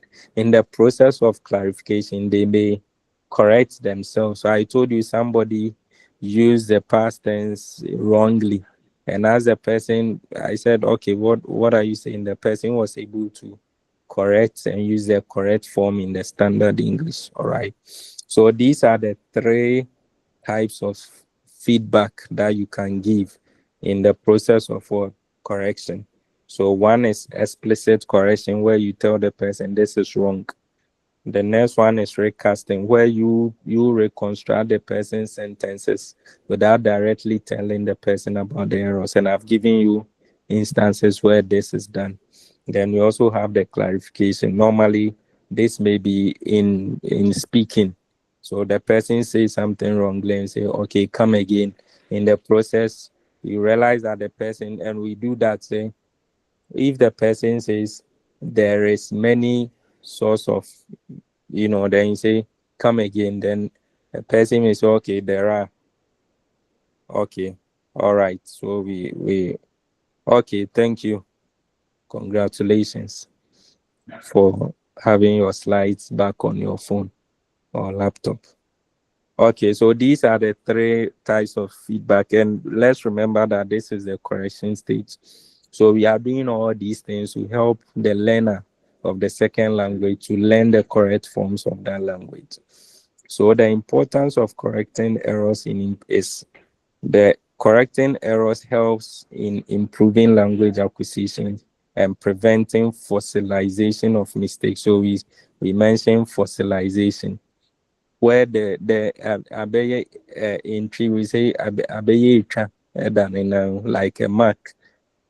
All right, it is there. Whatever you do, if you like, put the person in holy water and still. So there are some people, they've made that same error from childhood. Still they are making that error. Well, there's nothing the person can do, especially when it comes to the issues of the L and the R and the subjects, the past tense, the subject verb agreement, all these things. They've made the error to the extent that I can know it's fossilized. All right. Okay. Any question on the stages of error analysis? 6 stages. Any question?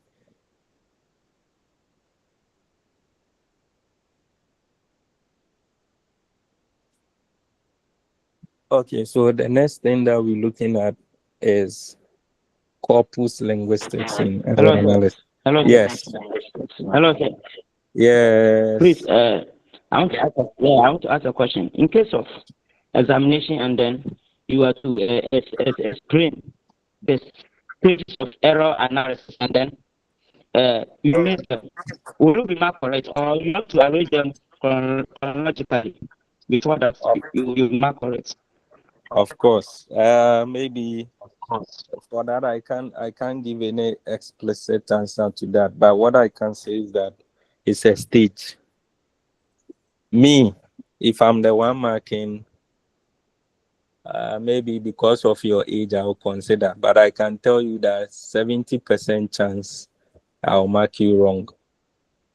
Be sure of that. So what, in effect, what we are saying is that arrange them chronologically as they should be. It's a stage. You can't bring stage 1 to stage 2. It follows. So there's you can begin by saying correction of errors. It's wrong. So make sure that you follow them.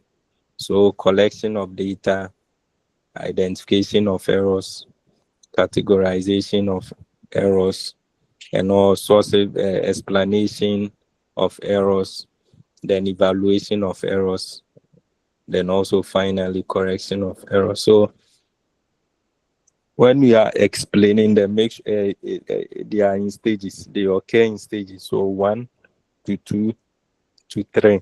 You can't bring 2 to 5. It's wrong, because if you should apply this, it wouldn't work. So take note of that. If I'm marking Obetra 0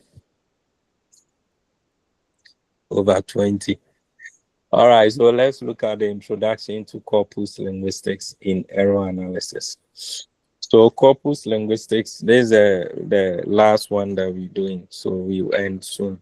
Last week we ended the class around 1:30 or so. Today I'm recovering everything. All right. It's not even a recovery. I'm just using my time. So, but we will finish very soon, but not now. You finish soon. So corpus linguistics involves using large computerized collections of language to analyze patterns of language use. So corpus linguistics is an approach that we use in language. The purpose is that you collect large data, okay, and store it in a computer system. So you have, for example, I think variety. You did English in no, is it varieties or English in multilingual context? One of them. You spoke about corpus. All right. So we No, have. the varieties we are not doing it, so we have not gotten them. Oh, okay. So you know of Ice Ghana. So generally, when we talk of corpus linguistics, it's a method where you collect large data. The emphasis is on large data, and you store it in a computerized system. Okay, and it will help you do many things. One of them is to analyze patterns. Actually, how language is used, how people use language. So here, we can use corpus linguistics to help us analyze errors. Okay, so corpus methods allow for more systematic data-driven analysis of learner errors across larger data sets. So this is larger. If you want to collect, so you can collect data on someone or a group of people over, let's say, a period of 1 year. You get a lot of data and you can do whatever you want to do with it. So, for example, parliamentary data, okay, the Hansard, you can collect all the Hansards from 1992 up till now, and you can use that Hansard as one. You see how large it will be. You can use it to do whatever you want to do, any language analysis that you want to do. If you want to identify errors that they make in spoken English, you can use it. But in this context, we are using it to analyze errors in second language acquisition. So it's what are the benefits of using corpus linguistics in error analysis? One, access to authentic learner data. So if you use this approach, then you have pure data on learner, undiluted data. It's authentic, it's real, it's not manufactured. It is representative of the learner, the errors that the learner makes. Okay, so ability, so using corpus linguistics will help you track error frequency. So if the person makes an error, what is the frequency of the error? Okay, so we have Joyce. Okay, let's hear from you. So, can someone decide to collect all the maybe CS Yeah, communicate scripts yeah, of yeah, CS students in a certain department and then analyze? exactly. Sure, Okay. sure. Just as you can foresee, it will be quite some work Volume. Yeah, a because lot. the corpus linguistics, you need a text. It's work. So imagine picking the scripts for first year. It can be done, that is it, but it's work. It will be work. So people may avoid. So what you can do is to maybe limit it to one class. CS, there are many. So you can limit it to one class or two classes. But you know that doing this will not be representative of all the Exactly. learners. Just Mm, that so, it will also depend on what you want to do with the data. If mm, you want to generalize, then it means that you need to go for more than 50% of the data on them. But it can be done. It's just that even this is written text, so you have to either type and all that. So it's work. If you have the people, you can do it. okay. Thank you. So ability to track frequency. So the error that the person makes. So a period of 1 month or a period of a term. What is the frequency of a particular error? Did the person make that same error almost every day of teaching or of doing a task every day? Then maybe the person made that error 6 times in a week. The person made an error 3 times. Using the corpus linguistics will help you in this regard so that okay, the errors are high, the errors are low. They all will inform your teaching strategies. Then it will help you check the pattern of error. Which pattern of error is committed? Then the trends. What are the trends of error? All right. So the trends are more or less like the patterns. All right. The trend, as in how is it going? Is the person, so the frequency, pattern, and the trend. So if let's say does the error differ in a certain context? Does it change in a certain, is it reducing or is it increasing? That is for the trend. All right. So you can use the corpus linguistics to do that kind of analysis. Okay.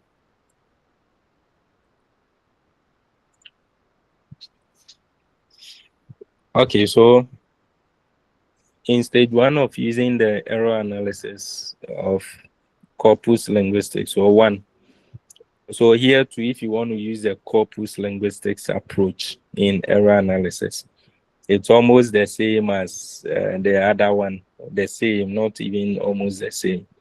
All right. Just that there may be few, because there's a computerized system. The other one is manual. This one is what? Computerized. So stage 1. So the first 4 stages are the same. So stage 1 of using corpus linguistics. So if they don't ask you the stages of error analysis, that is the 6 stages. They can ask you what are the stages involved in using corpus linguistics in error analysis. So the first one is what? The collection of data, which is similar to the manual one. So corpus methods, it says use your learner corpora, such as Cambridge Learner Corpus or International Corpus of Learner of English. So these are existing corpora that we have. All right, existing corpora that we have.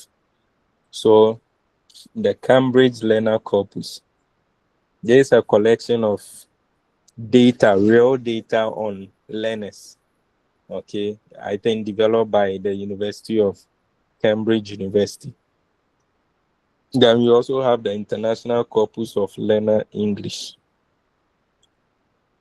which is the ICLE, which are databases of learner output. So it gives you a real representation of data on learners of English, all right?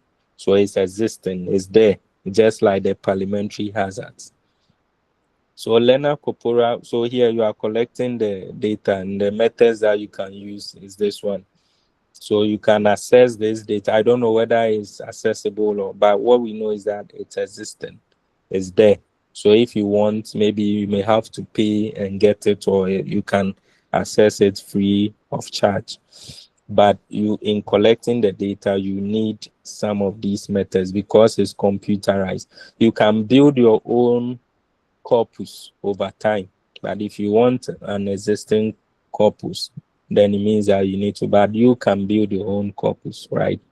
So there are some people who have the parliamentary hands and they built their corpus, and it takes some time, you know. You need to download them from the parliamentary the Parliament of Ghana website. You need to do away with the pictures and all the things which are not really the table of contents. You don't need them. You need to delete them. Okay. Then after that, you change them. There is a software that you can use to analyze these data. Some of them they can pick the PDF, others they can't pick. You need to change them to text file. Okay. So Learner Corpora provides large-scale, authentic samples of language from learners at different proficiency levels. What is the advantage of using the corpus? Corpus methods allow researchers to collect a wide range of data for error analysis, providing a more comprehensive view of learner language use. All right. The second stage of error analysis using corpus linguistics is identification of the errors. So after collecting the data using the corpus method, what is the next one? Then you identify the error. So we have automated error detection. So you can tell that this one is, it may be easier to use once you are okay with using computers, because so let's take, for example, when you are typing using Word document, you know that there are automated error detection feature in in Word, so that if you type a certain word which is wrong, it will underline with red. If it has to do with spacing, you see the blue line and all those things. So this is similar to what we're talking about here. So those of us who use the word to do our work, you realize that normally the language set is US. So you realize that if you type certain words which are not you type the British spelling form, it will underline, because per the setting of the language, it is English, US English, okay, American English. So once you type British English, you realize that it will be underlined. A red kind of line will be there. So when you are using the corpus linguistics method to identify errors, it is quite easier because it will automatically detect the error. So you may have tools in there which are automatic tagging and error annotation, and can be used to identify and tag errors in large learner corpora. So when you are using the corpus linguistics in error analysis, you can have the feature that will automatically identify the errors for you. So software can detect 10 errors. So as you see, the software, this corpus linguistics, we have several softwares that we can use. One that I know is the AntConc. those of you who have heard of AntConc. We also have the Lank box and all that. So they are software tools that you can use. So some of them can be used to detect tense errors. So if it is tense errors, it will detect. If it is subject verb agreement, it will detect. If it is omission of article, it will detect, and a host of errors. So it makes it easier. So the advantage of this is that it allows for quick, large-scale identification of errors across diverse learner populations. So using corpus linguistics is, as we said, it's when you are dealing with large data. But if you are not using large data, then you can do the manual stages of error analysis. All right. Okay. The third stage is classification of error. So you realize that the stages are similar, the same to the one in the manual one. Just that here the approaches are different. The way you collect the data, the way you classify the data, they are different from here. So here, classification of error, corpus-based error taxonomy. So errors can be classified according to predefined categories in the corpus. So if you want errors in terms of lexical, grammatical, or pragmatic, it will help you classify. So here, all that you need is know how to use the software to do the work for you. So error tagging schemes. So here too, in classifying the errors, you can use the error tagging schemes. So you use specific tagging schemes to classify errors such as syntactic errors or morphological errors. All these are the two ways to classify the errors. Either you use a corpus-based error taxonomy or use the error tagging scheme. All the two can do the job for you. It can help you identify your errors, which is your goal. The advantage of using this is to provide consistent and systematic classification of errors across large data sets, improving the reliability of analysis. All right. The next stage is explanation and evaluation of error. So here we've combined the fourth, fifth, and the fourth and fifth stages in the first one. So here, for stage 4, you have the two, explanation and evaluation. So here with the explanation, you look at a frequency analysis. It allows researchers to determine how frequently errors occur among learners. Then you also use the error pattern. By analyzing the large data set, it is possible to identify common patterns and correlation between error types and learner proficiency levels or L1 background. Okay.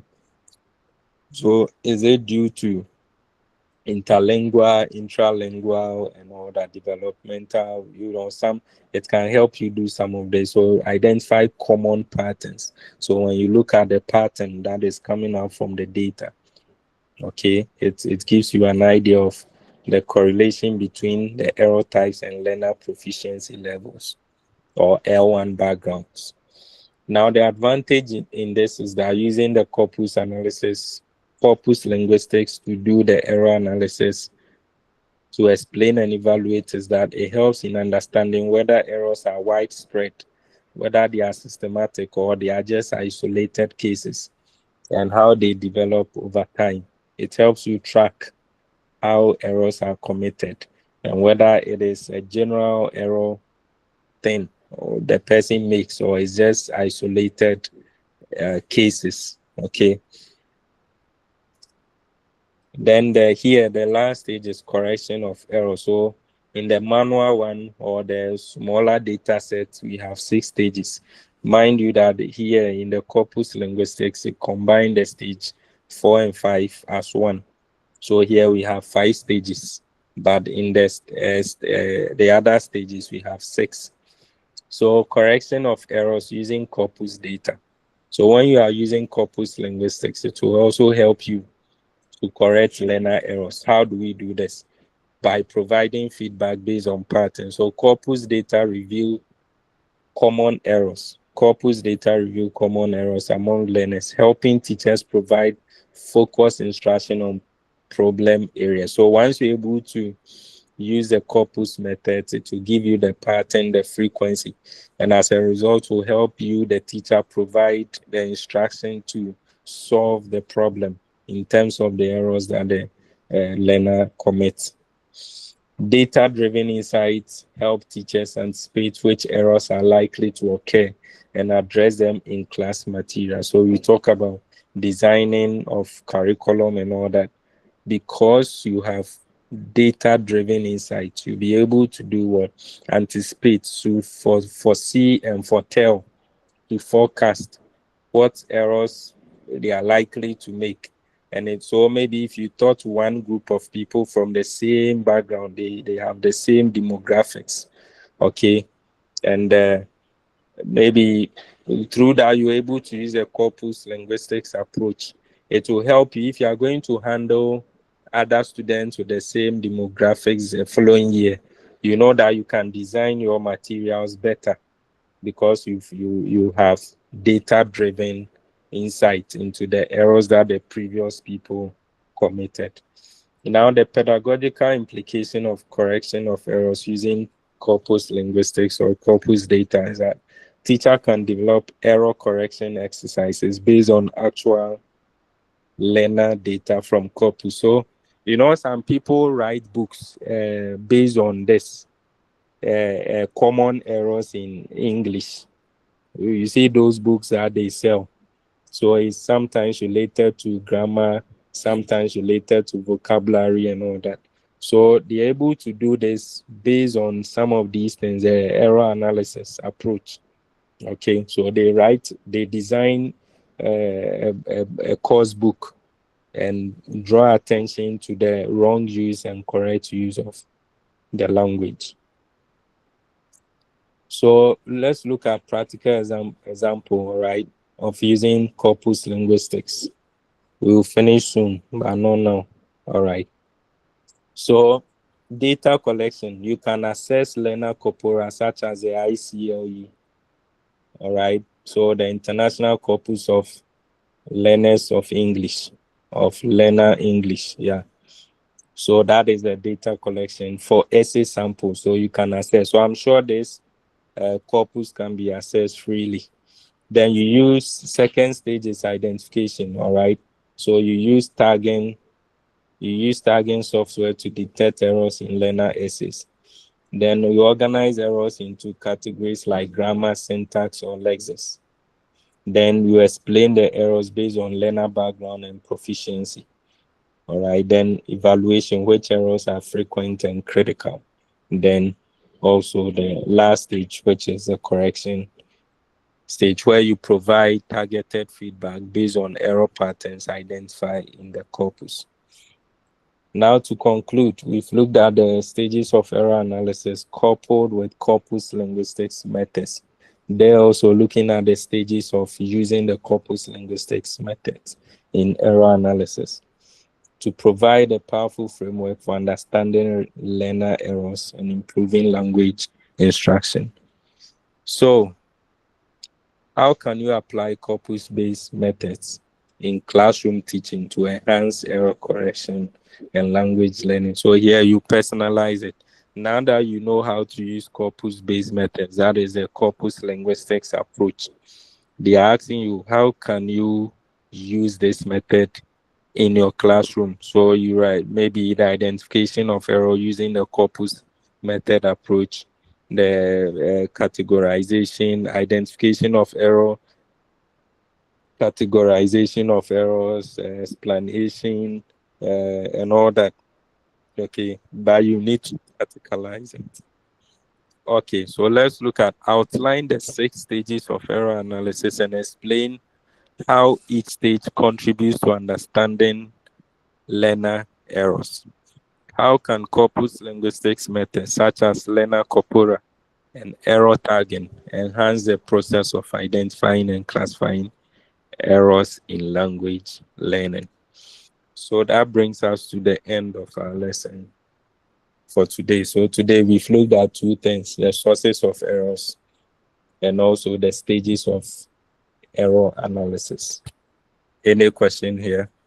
Any question? Any question, contribution, addition, and all that? Yes.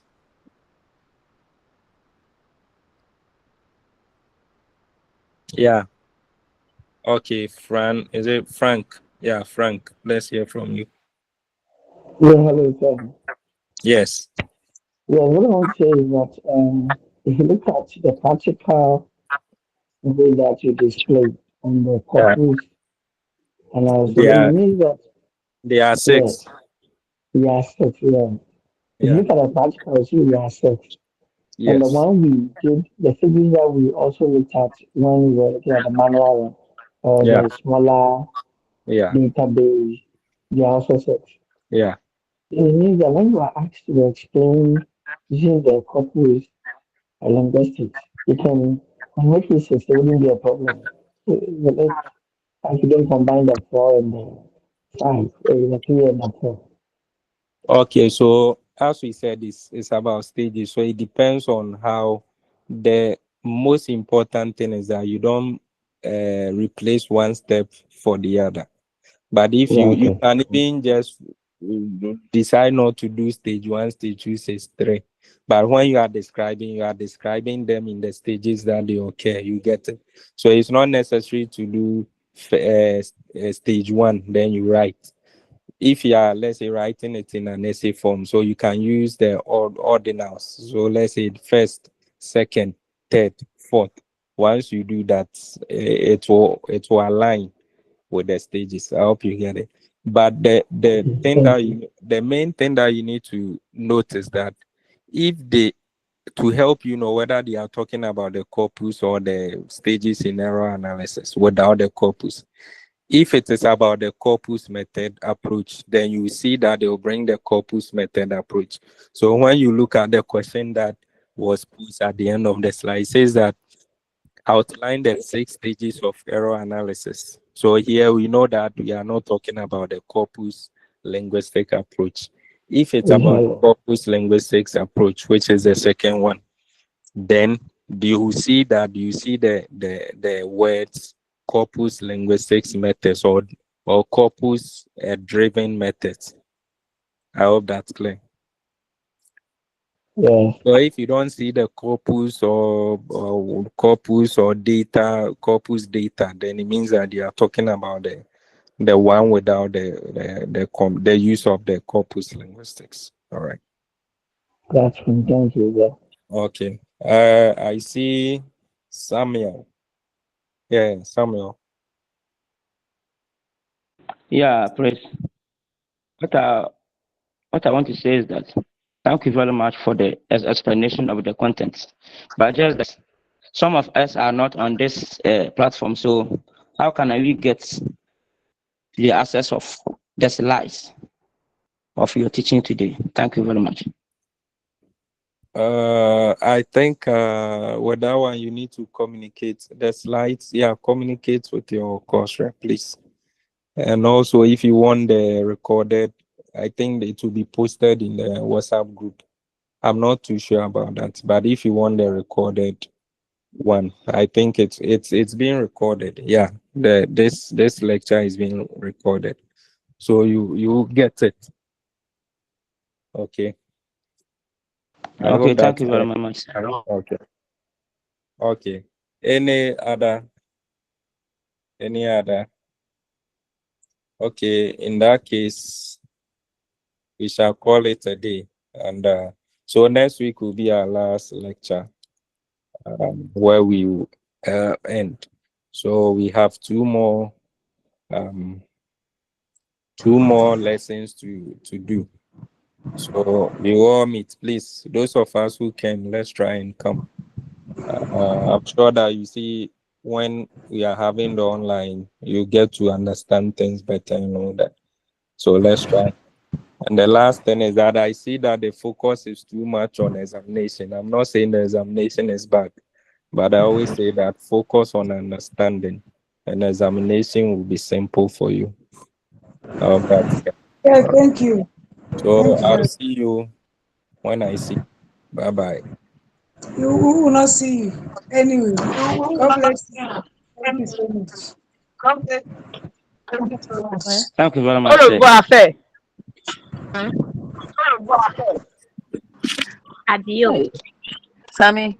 Hello. Sammy. Hello. Hello. How are you? Hello. Please, I'm fine. And Hello, you? Sammy. Doing Hello, well. I'm fine. And you? We I'm thank also God. We doing thank well. God for We that. will All come for right. the graduation. Sammy, I hope you come for the uh, graduation. exactly. Yeah. Let's all pray Okay. that by that time we all be I would like to alive see so you. that. Okay. The same thing. Okay. So are you I meeting wish December. next you. week online or face to face? No. I mean I mean, graduation, this. December. Hello? Hello. Hello. I want to see face to face. Since I'm not I'm not at your center, so I cannot see you face to face. No. I mean the graduation, December. I mean the Okay. graduation. Okay. Okay. If capital center, Okay. Bye bye. yeah. Thank you. Hello. Hello, Sammy. Hello, Madam Sammy. Ernestine. Yeah, it's Madam Ernestine there. Are you meeting on face to face next week or online? Oh, the network is not correct at It all. The will be network is face not to correct. face. So face to face. Yes. Face to face next week. Okay. Okay. Yes, please. The, Next the week is face to online face. the strictly online lecture they would have theirs online. So Please, who is your course rep?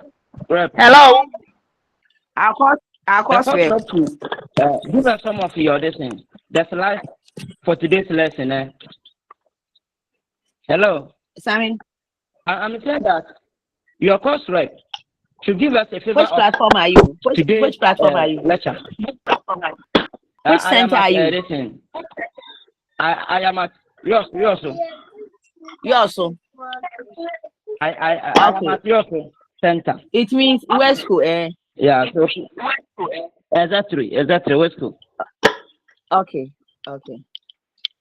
Hello? And then So please there's let me someone you have are your someone contact what so that deputy or what? Course rep, please. Are we meeting on exactly. face I to am face next week okay or to the online? Hello? You see, as for the face to face, I Hello? may not come. I'll not be able to come. Hello? Were you there? Are we meeting on face to face or online? It is a face to face, but If with it the is face to online, face, that some we shall lectures meet. It's always not do face it to face. online. So it is up to Come your again, center please. what you do. What I'm saying is that by the calendar, it is face to Hello? face. Hello. Hello. Yeah. What I'm saying is that it is face to face, but some of the lectures Next weekend. they always do it online. Some do it online, so you have to find out from your center, from your course prefect. By per the calendar, we have face to face next week. But you do it online. No, face to face, UCC center. Hello. Please, what I'm saying is that please let me. Should I have your contact so that you give me the slides for today? That is what I mean. Okay, take my contact. Okay. 026. 026. All right. 173. 173. All right. Let's go on. 4143. 4143. Yes, please. Victoria. All right. Please. Your name once again. Victoria. Victoria. All right. Then thank you very much. So hi me, and then I'll. All right. I'll hire you right now so that you also put on the slides for me. Thank you very much. Okay. Sammy, the same. Oh, give me some. When the slides come, give it to me. Okay, push it to me. All right. I forgot your name. Is your number with me? Yes. My number is with you. Is that so? Okay, okay. All right, then Yes, I'll I'll do the hire same you. thing. So you, okay. Okay. All right. Thank you. Try to do that, eh?